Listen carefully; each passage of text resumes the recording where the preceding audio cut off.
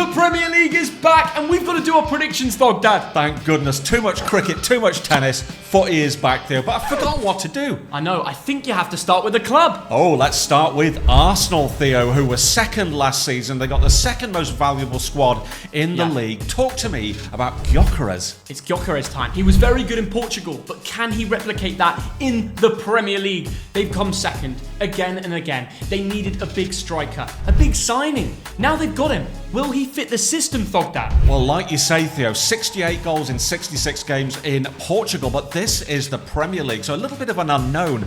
But what we do know is that Arsenal needed a striker. They did, and they've also got academy starlets like Max Dowman, who's born in 2010. Yeah. Academy players are now born in 2010. It's just insane. Arsenal look good. Zubimendi, a lot of money, 70 million euros, but that's going to strengthen their midfield if they want to win a Premier League. Is this the year? Well, I'll tell you what, Zubimendi means that Declan Rice can perhaps push up a little bit. They're one of the 2 or 3 teams who realistically can win the Premier League. So what's your prediction? Come on, get to the money. Top 4. What do you mean top 4? We're going to do the top 4 at the end of this video. Okay, then I guess I'll say top 4 too. But we're waiting to see if Madueke is really worth 50 million from Chelsea. Hey, Nonny Madueke, Theo. It was weird to see him in the Club World Cup and now he's playing for Arsenal. He actually flew home and got a medal that he doesn't have. Donald Trump has his medal right now. Aston Villa now, Theo. They were 6th last season, 9th in terms of squad value. Got a great manager in Unai Emery, but not a lot of business. Well, they've got a squad that works. It's young, it's getting better, and we can't argue. They've not lost Ollie Watkins. There was a big rumour he might go to another Prem club or abroad. It's not happened. It's almost like a new signing that they've not lost any players. I mean, I'm a big fan of this Villa squad, Theo. You've got the likes of Morgan Rogers, Jacob Ramsey, Tielemon Onana. There's a lot of talent in there. Massive.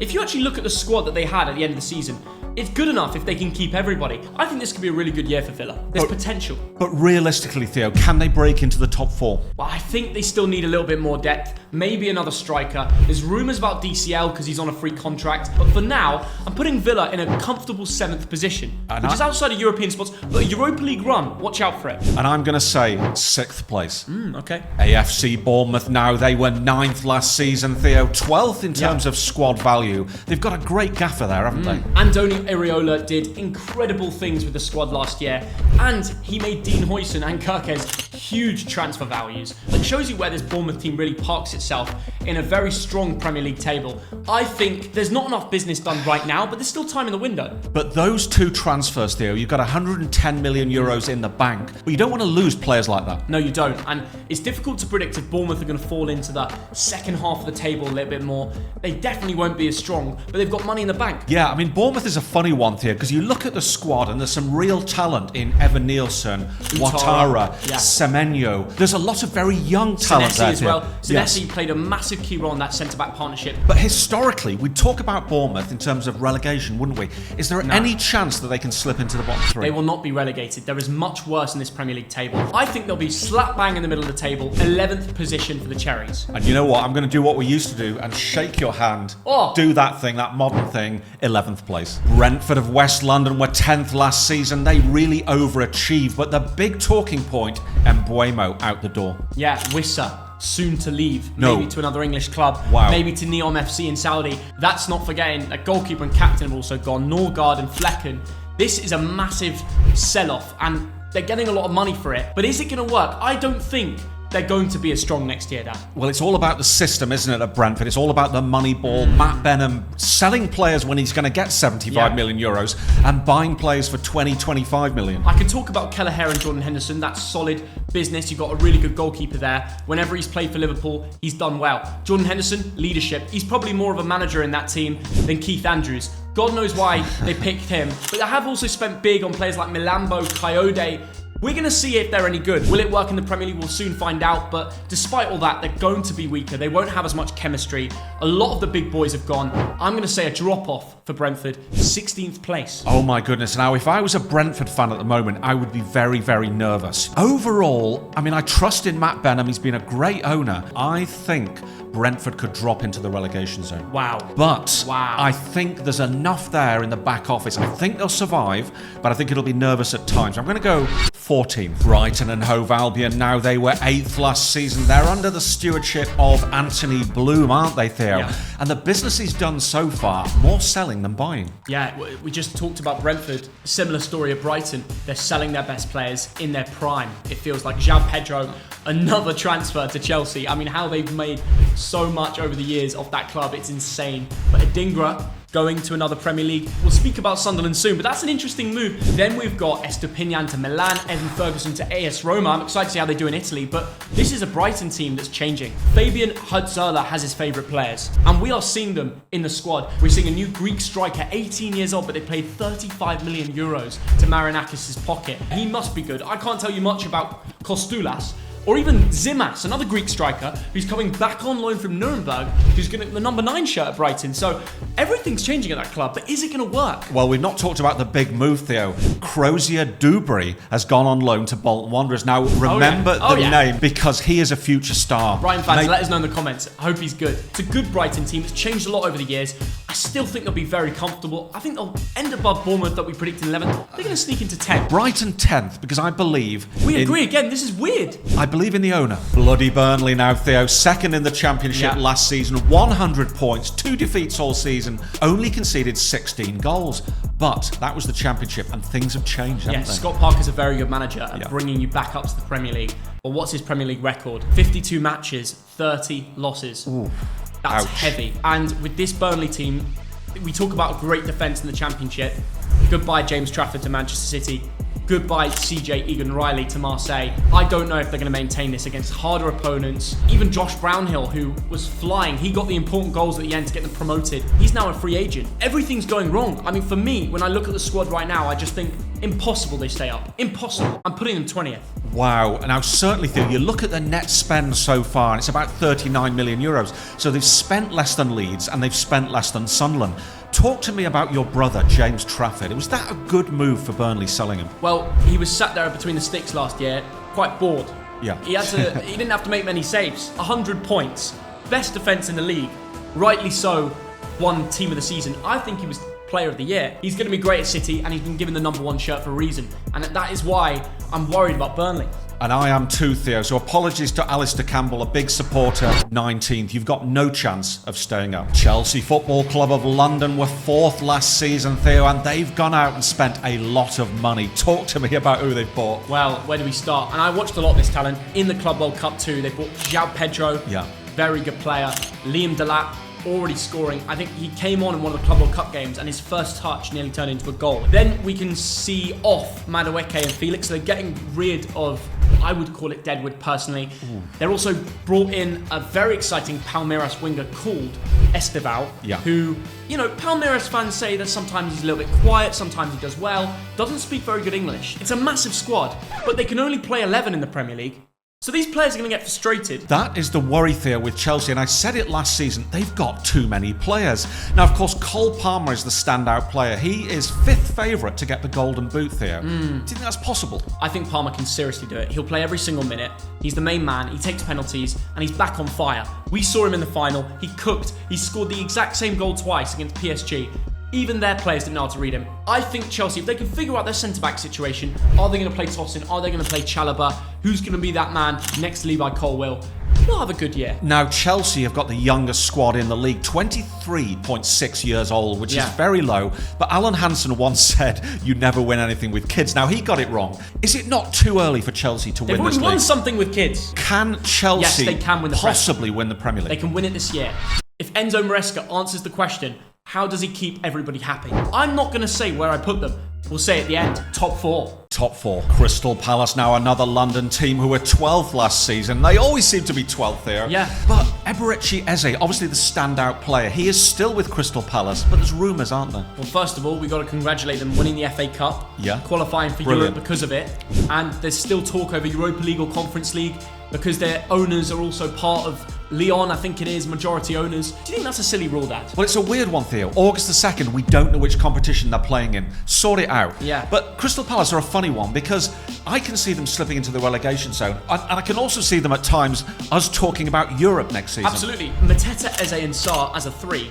Even their new lad, Eze, with double S and E. That's a really good player, and he's coming into the team. If they can hold all those players I've just mentioned, they will do very strong. Yeah. But European distraction, a team like Crystal Palace, especially if they're playing Europa League, have they got the depth? No, they haven't got the depth, Theo, and that's a financial thing. You can't afford to have the depth if you're Crystal Palace. I mean, they've got talent like Adam Wharton, Guehi. They've got talent throughout the team, Theo. Yeah. I'm going to put them 12th, but I'd like to see how they do in Europe. And I think 12th place and below Brighton. Everton now, they were 13th last season, but something big is happening. They're moving away from Goodison Park. How sad is that? To Bramley Moor Docks. Now, a brilliant new ground. But think about this one, Theo. Psychologically, it'll be like an away game at first. The first time every single club will play at the stadium is also the first time Everton will play there, if you think about it. Yes. You know, against new opponents. So if they can make that place rocking, the stands are pretty steep, the fans will be noising, they'll be right behind them. I've got a feeling they'll make that place rocking pretty soon. I see your point, but I did meet David Moyes at the Club World Cup as well, and he said watch out for Iliman and Dye next year. Yeah. I think he's a very good player. Let's also remember they did good business with Carlos Alcaraz, that Argentinian midfielder. He looked really good at the end of last year. It's not terrible, Theo, but I don't think it's very good. Now, Everton have got the 17th most valuable squad in the league. They are short of money. They spent so much money on that brilliant ground. They've not invested in the squad. Do you know what, Theo? I think Everton are in serious danger of relegation. They've got a good team. They brought in Tierno Barry. They haven't got a good team, Theo. That is the problem. It is threadbare. It is aging. It needs refreshing. I'm sorry, it's not a good team. Pickford's 33 now, but Mark Travers has come in to push him for his spot. DCL's gone now. He's on a free contract, so they won't have to watch him again. A lot of Everton fans quite happy about that. I think they are stronger than West Ham, Brentford, Wolves, and then there's the promoted teams. I don't think Everton are going to be near the relegation zone. I'm going to put them 14th. I think they will be struggling with relegation throughout the season, Theo. I think it might go down to the wire, but I think they'll just make it 16th. Wow. Fulham of West London were 11th last season with the 15th most valuable squad in the league. So Marco Silva is a real overachiever, isn't he, Thoggy? Well, I think he's a good manager. Yes. He's got a team that barely changes, and he produces the best with it every time. I think people underestimate Fulham every year. Yeah. And they've still got Rodrigo Muniz despite the interest from the likes of even Newcastle. But Reece Nelson's likely to come back. Can you see them being all right with the current squad? Well, I look at that squad and I think it's better than Wolves, better than Everton, better than Brentford probably. Players like Raul Jimenez, Adama Traore, Iwobi, Pereira, Emile Smith-Rowe, Anthony Robinson. There are some good players there, Theo. I think there's enough talent to keep them up. Once again, they're one of those teams who could easily fall down into that bottom 3, 4 or 5. I'm not seeing any new signings, so I was looking at Iwobi's Snapchat story to see if there's any trialists in the changing rooms, but I'm not spotting anything so far. So I just have to go off what we know, and it is a good enough team, so I'm going to put Fulham 13th. Yeah, I think they're very hard to beat at home, Theo. You go to Craven Cottage, you've got a game on your hands. I'm just going to agree with you again. 13th place. Wow. I mean, it makes it easy, doesn't it? If we keep agreeing. Leeds United of Yorkshire are back in the Premier League, Theo. Isn't that brilliant? Now, last season, 100 points, 95 goals, 65 goal difference. Absolutely smashed it. And they've spent money. They've brought in a cricketer called Sean Logstaff.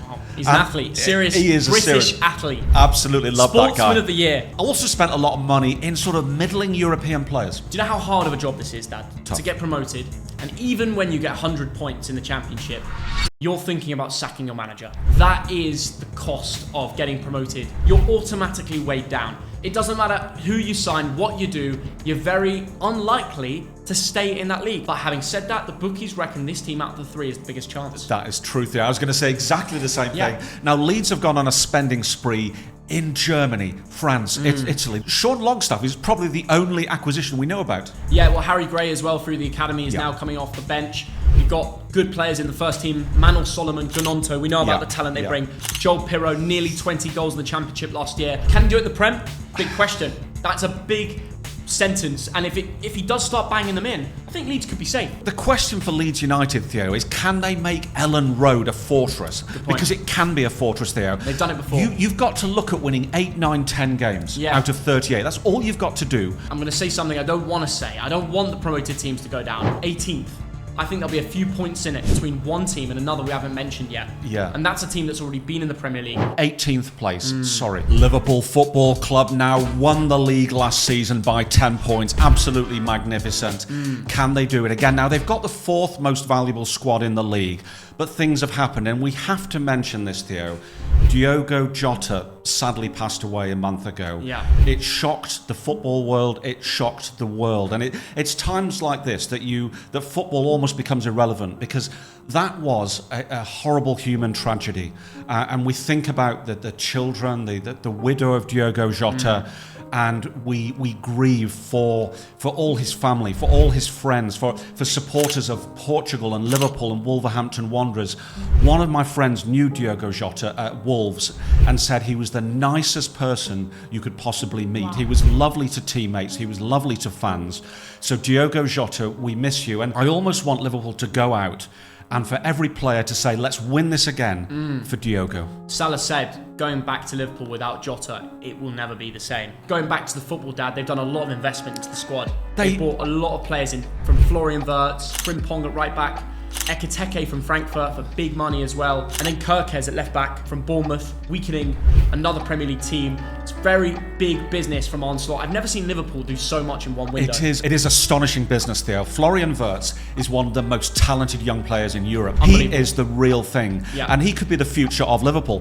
The other amazing signing is keeping Mo Salah. Let's talk about that. You've got him for at least another year. Losing Trent Alexander-Arnold and Luis Diaz takes a massive blow on the team, but let's not forget Conor Bradley.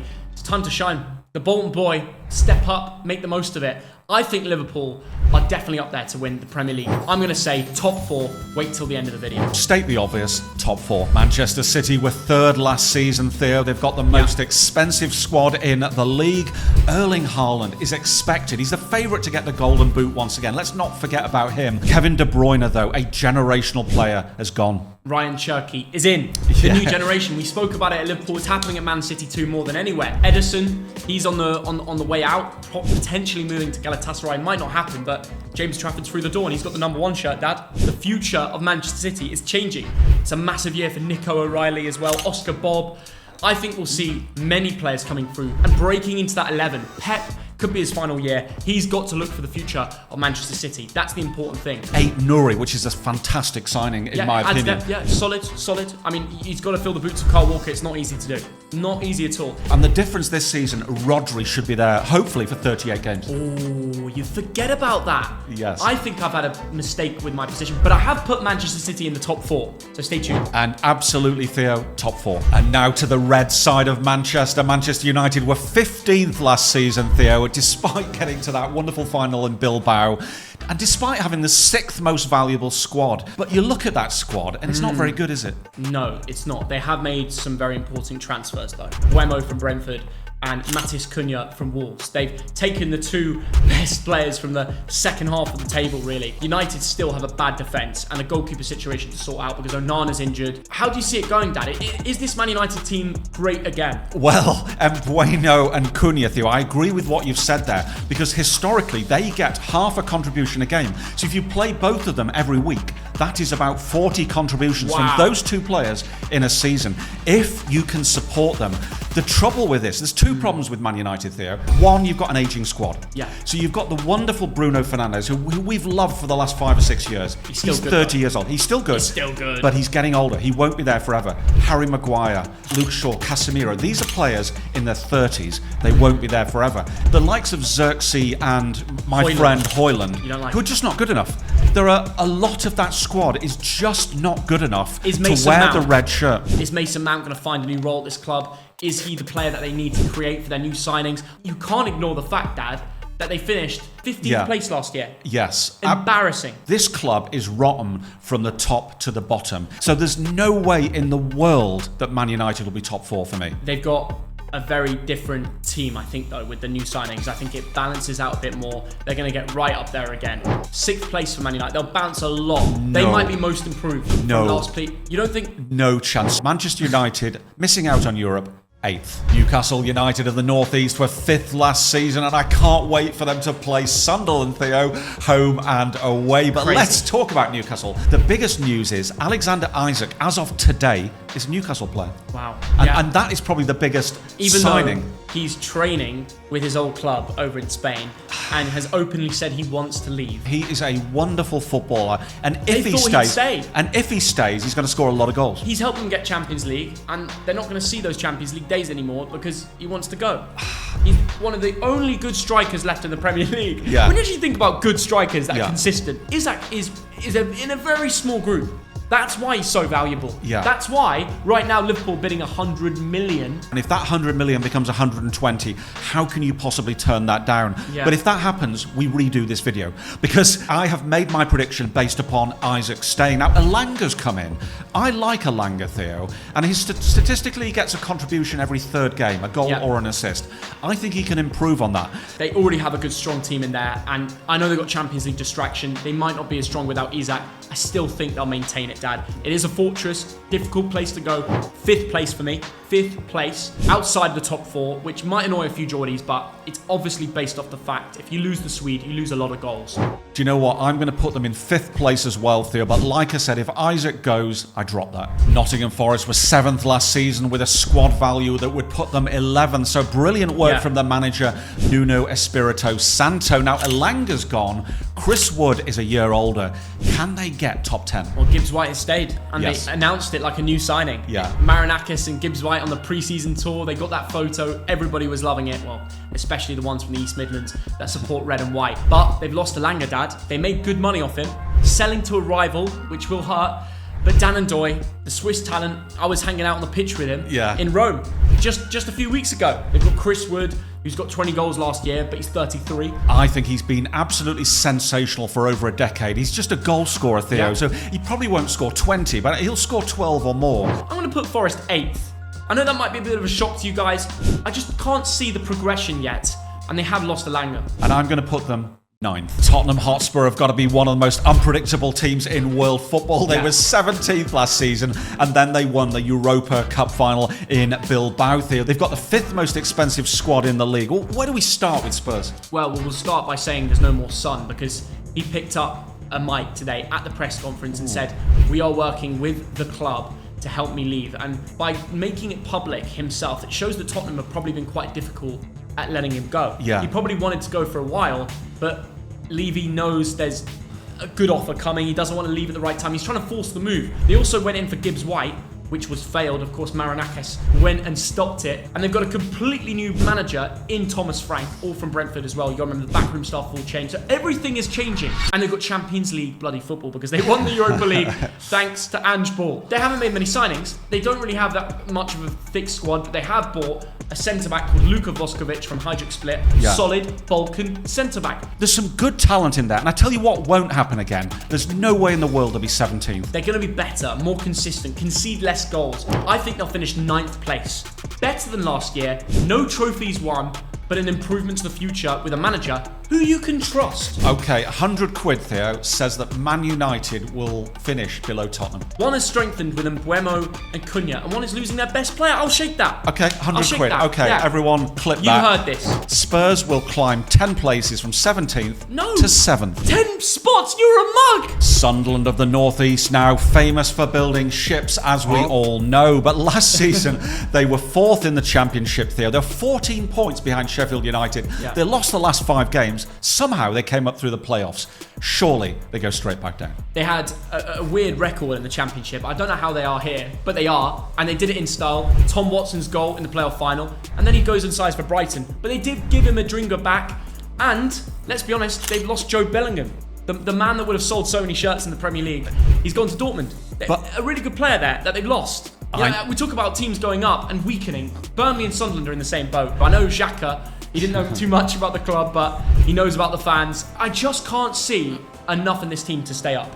It's a tough one, Theo, because their net spend so far is 99 million euros. So they've outspent other teams. Because they've got the youngest owner in the Premier League, 27 years old. There's even a French manager there from Lorient. It's like he's playing real-life football manager, to be honest. But Reggie Lebris, It sounds like a type of cheese. He's actually a football manager in the Premier League. I don't think he's going to keep them up. 19th place. Good luck to Reggie Perrin, but you know what? You're going to be in 20th place. West Ham United were 14th last season, but Mohamed Kudus, he's gone, hasn't he, Theo? He has, but for fair money, 63 million euros. Yeah. I mean, I'd sell him too for that price. I don't think he's half that worth. West Ham fans, you tell me your thoughts. You've got Todibo on a permanent, and you've got probably the only signing I'm really interested of. Kyle Walker-Peters, fine. But El Hadji Diouf, not the Bolton legend, well, Leeds legend, but the new gen Senegalese left wing back who I watched at the Prague derby. I'm not one of these football gurus, but I did see him live, and he is techie. Left-footed, get him in your FPL teams, cheap as chips, and I think Potter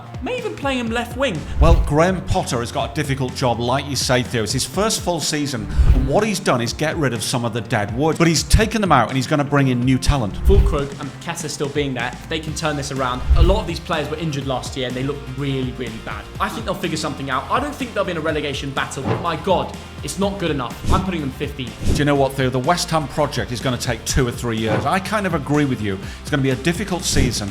15th. And finally, Wolverhampton Wanderers, 16th last season. They've got rid of Cunha and Ait Nouri. Yeah. Could they struggle? They could struggle. They've also lost Nelson Semedo on a free transfer. They have confirmed Strand Larsen on a permanent deal who's got goals in him, guaranteed. They also bought another player from Celta Vigo. We're going to tell if that works out. If we look at the stats, Vitor Pereira did a much better job than their previous manager.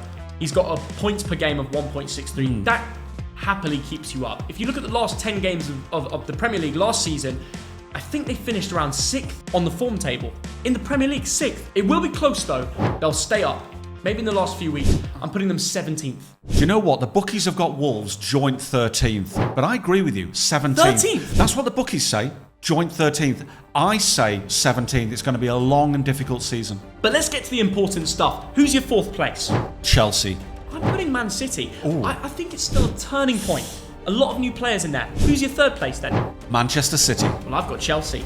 They're both in there. Right, we've got 2nd and 1st left, Dad. Who's going to win the Premier League? Well, in 2nd place, there's a city up north, which was the home of the Beatles. But it's not going to be them in 2nd place, because 2nd place is Arsenal. I agree with you. 2nd place is Arsenal, which means the Premier League champions remain as Liverpool Football Club. Let's see if they can do it again. Do it for Diogo Jota.